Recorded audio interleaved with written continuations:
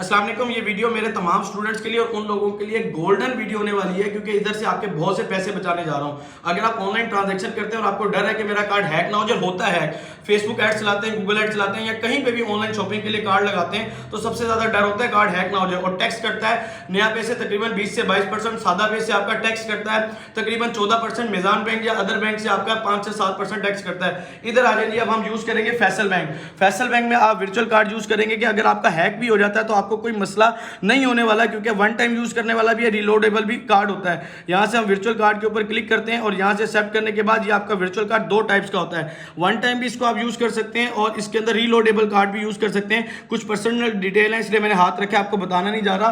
तो मैं ये आप सबको रिकमेंड करूंगा कि आप फैसल बैंक का वर्चुअल कार्ड यूज करें ताकि आपका कार्ड हैक भी ना हो और आप टैक्स से बच जाए। 1 रुपया भी टैक्स आपका नहीं कटेगा, अगर कटा भी तो सिर्फ और सिर्फ 3% कटेगा। Thank you so much for watching this video. Allah.